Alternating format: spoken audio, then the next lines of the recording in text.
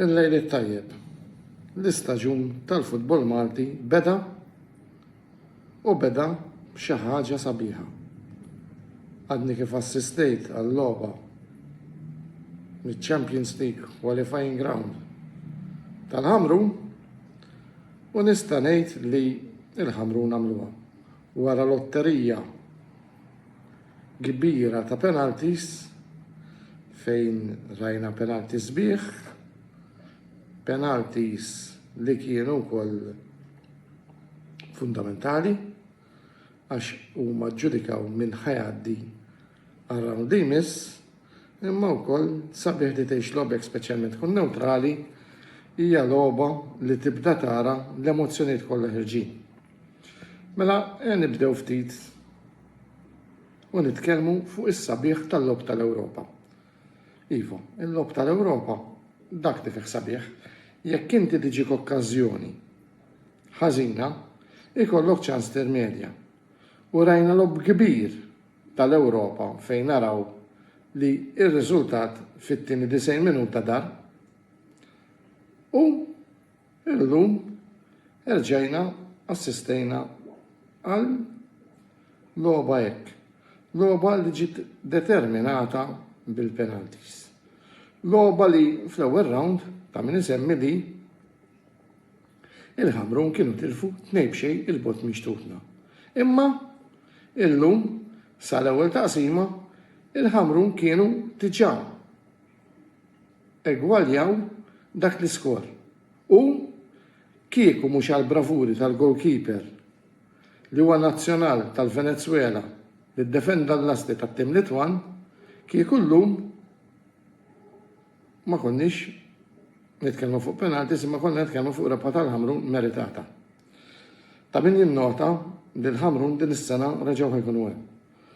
Tim kompatt, tim tajjeb ħafna, tim maħsub, coach b'esperjenza enormi, għax ta' min isemmi li l-coach tal-Ħamrun kien assistent tal-famuż Dan Zeman li daw kollha li jħobbu l-futbol Taljan jiftakruh ma' diversi timijiet fi għamil diversi suċċessi fosthom f'Ruma, mal-Lazio, mar-Roma, kif ukoll ma' timijiet bħal Foggia u timijiet oħrajn, il-famuż coach tal-4-3-3, issa naraw li l-pupillu għed mill-pupilli tiegħu li għamel 20 sena sħaħ.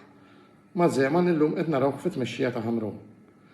Ħamrun li iva għandhom tim naħseb on paper ħajkun l-aħjar tim sissa mill-li rajna tal-kampjonat Malti, diġà qed jipplażma ruħu speċjalment mill-ġimgħa l-oħra law meta rajna ftit żmarrit kienet għadu il-bidu tal-logħb u diġà illum wera Ħamrun x'kapaċi jsarraf dan it-tim u issa naraw u nħarsu lejn it-tieni round. It-tieni round ġejja skwadra blażonata bħal mija id-Dynamo Kiev. Dynamo Kiev m'hemm għalfejn jibda introduzzjoni, tim passar glorjuż, tim tal-preżent, tim li dejjem għamel anke suċċess apparti f'pajjiżu anke fl-Ewropa. Ta' min nisostni wkoll li d-Dynamo Kiev mhux darba jew tnejn jew tlieta rajnihom fil-gruppi taċ-Champions League kif ukoll tal-Conference League u Europa League. So, il-logħba li ġejja ħad tkun test kbira l-Ħamrun hija logħba diffiċilissima biss. Il-gwerra tkun taf xi tfisser meta tgħaddi minnha. Jekk Alla jrid issa nistennew naraw dalwaqt din il-logħba għal Ħamrun ħad tkun logħba fejn ħajneħdu esperjenza enormi u għaliex le. Forsi jkomplu jagħmluha għal iktar il-qudiem. Minn hawn ħanħallikom nawguralkom il-lejla tajba u nirringrazzjakom ta' kull meta issegwuna fuq il-YouTube channel tagħna. Apparti minn hekk, dan huwa preludju għall-istaġun li jmiss. Jekk issa nkun hemm jew le, min jaf.